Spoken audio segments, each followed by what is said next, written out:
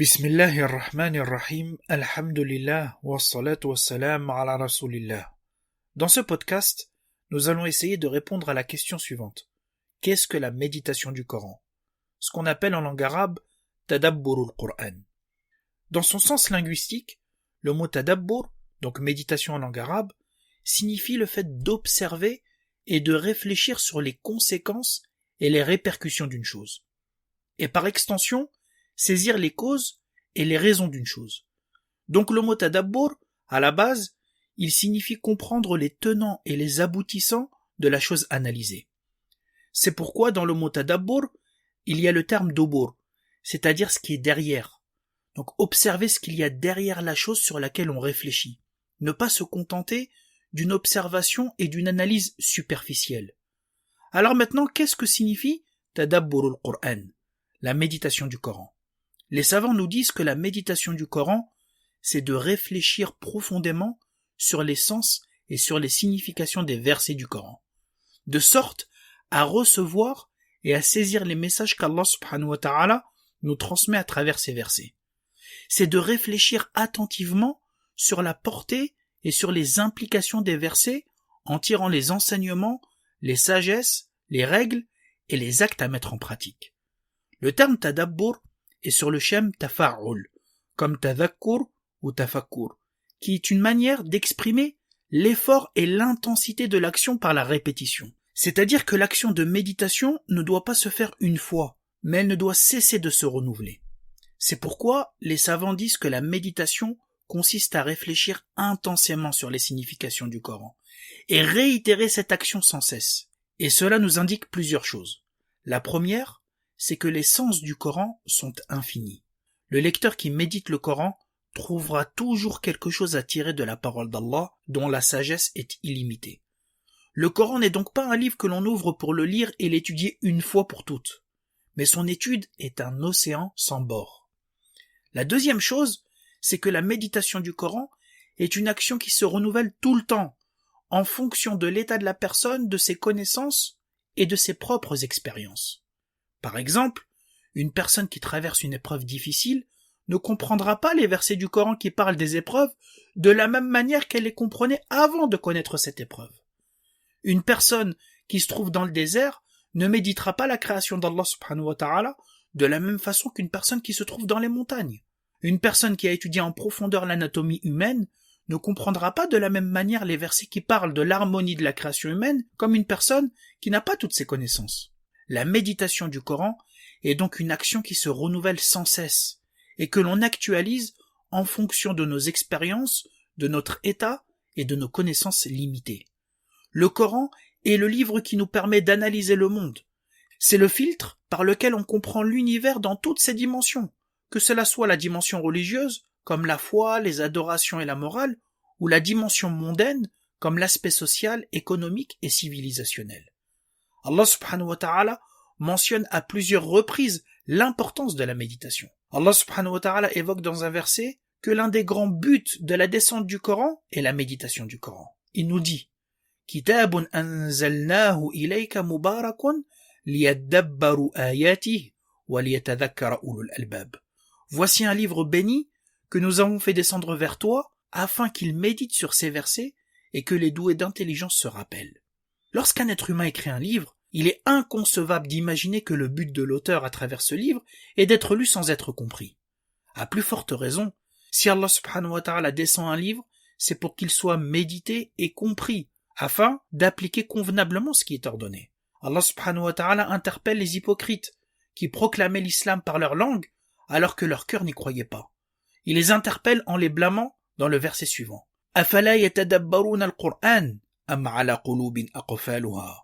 Ne médite-t-il pas sur le Coran? Mais il y a des cadenas sur leur cœur. Allah subhanahu wa ta'ala dit dans un autre verset أَفَلَا يَتَدَبَّرُونَ الْقُرْآنَ وَلَوْ كَانَ مِنْ عِنْدِ غَيْرِ اللَّهِ لَوَجَدُوا فِيهِ اخْتِلَافًا كَثِيرًا. Ne médite-t-il donc pas sur le Coran? S'il provenait d'un autre qu'Allah, ils y trouveraient certes maintes contradictions. Allah subhanahu wa ta'ala a également mis en garde contre le délaissement du Coran. وَقَالَ الرَّسُولُ يَا رَبِّ إِنَّ قَوْمِ اتَّخَذُوا هَذَا الْقُرْآنَ مَهْجُورًا. Et le messager dit, Seigneur, mon peuple a vraiment fait de ce Coran une chose délaissée. Ce délaissement implique le délaissement bien évidemment de la lecture et de la méditation. De tous ces versets, les savants ont tiré l'obligation de méditer le Coran, mais chacun selon ses capacités. Cela ne signifie pas qu'à chaque fois que le croyant souhaite lire le Coran, il doit le faire avec une méditation profonde, parce que parfois, on lit le Coran plus rapidement pour le réviser ou obtenir une certaine récompense. Mais de manière globale, chacun doit avoir un rapport avec le Coran où il le médite du mieux qu'il peut. La question maintenant que l'on peut se poser, c'est comment méditer le Coran? Quelles sont les étapes pour méditer le livre d'Allah subhanahu wa ta'ala? Eh bien, on peut diviser les étapes de la méditation du Coran en 3. La première étape est de comprendre le sens et la signification des termes des versets que l'on lit, c'est-à-dire une compréhension globale du verset ou des versets nécessaires à la réalisation de la méditation. Et ce n'est pas forcément une compréhension approfondie. Une explication simple des versets à travers des tafsirs courts ou à travers une conférence ou un cours d'un professeur suffit pour la méditation. Il ne s'agit donc pas de connaître tous les avis ou la majorité de ce que les savants ont dit au sujet du verset médité. Il faut souligner également que la profondeur de la méditation ne s'appuie pas exclusivement sur la quantité du savoir. Une personne peut méditer profondément le Coran sans forcément avoir beaucoup de connaissances. Mais en même temps, il ne faut surtout pas négliger l'approfondissement de la connaissance des versets, qui est un moyen très important pour se plonger dans les joyaux du Coran et connaître les enseignements et les règles à retenir. La deuxième étape, et c'est le cœur de la méditation du Coran, c'est de réfléchir profondément sur les sens des versets et être impacté par le cœur. Cette étape consiste à avoir une réflexion profonde sur la signification des versets et faire en sorte que la relation avec le Coran soit vivante, qu'elle ne soit pas une réflexion théorique sans profondeur, sans émotion, sans que le message du Coran imprègne le cœur et la conscience du croyant. C'est donc comprendre les implications du verset à la lumière de son âme et se sentir pleinement visé par le discours coranique. Le grand imam al-Ghazali nous dit « Quand le Coran ordonne ou interdit, le croyant doit se sentir visé en premier et directement par cet ordre ou par cette interdiction. De même, quand le Coran promet une récompense ou menace d'un châtiment, il doit se sentir visé par cette promesse ou cette menace. De même, quand le Coran lui raconte l'histoire des premiers hommes et des prophètes, il doit se sentir concerné par ces récits et en tirer les conclusions qui s'imposent. D'ailleurs, un compagnon rapporte qu'il a prié avec le prophète sallallahu alayhi wa sallam une nuit où il récitait Surat al-Baqarah, la sourate al-Baqarah. Et ce compagnon nous dit, à chaque fois qu'il passait par un verset mentionnant la miséricorde, il s'arrêtait pour invoquer. Et à chaque fois qu'il passait par un verset mentionnant le châtiment, il s'arrêtait pour se réfugier auprès d'Allah. Dans un autre hadith, que le compagnon Bilal rapporte, le prophète sallallahu alayhi wa sallam priait la nuit, et le prophète a pleuré jusqu'à mouiller sa barbe et le sol. Bilal est venu lui annoncer l'approche de la prière du Fajr, et il l'a trouvé en train de pleurer. Bilal a dit au prophète sallallahu alayhi wa sallam, « Ô envoyé d'Allah, pourquoi pleures-tu, alors qu'Allah t'a pardonné tes péchés antérieurs, passés, et tes péchés à venir ?» Et le prophète sallallahu alayhi wa sallam lui a répondu, « Pourquoi ne serais-je pas un serviteur reconnaissant ?» Et il a dit, « Des versets éminents m'ont été révélés cette nuit. Malheur à celui qui les récite sans en méditer le sens. » Et le prophète sallallahu alayhi wa sallam a récité les versets suivants, « Inna fi khalqis samawati wal ardi wa ikhtilafil layli wan nahar la ayatin li ulil albab. الذين يذكرون الله قياما وقعودا وعلى جنوبهم ويتفكرون في خلق السماوات والأرض ربنا ما خلقت هذا باطلا سبحانك فقنا عذاب النار. » En vérité, dans la création des cieux et de la terre, et dans l'alternance de la nuit et du jour, il y a certes des signes pour les doués d'intelligence, qui debout, assis, couchés sur leur côté, invoquent Allah et méditent sur la création des cieux et de la terre en disant « Notre Seigneur, tu n'as pas créé cela en vain, gloire à toi, garde-nous du châtiment du feu. » Le verset montre que le constat de la beauté du monde et de son harmonie mène à la conclusion inéluctable qu'il existe un créateur dont la sagesse est infinie. L'une des grandes finalités du Coran est de percevoir dans la création et en nous-mêmes les signes d'Allah.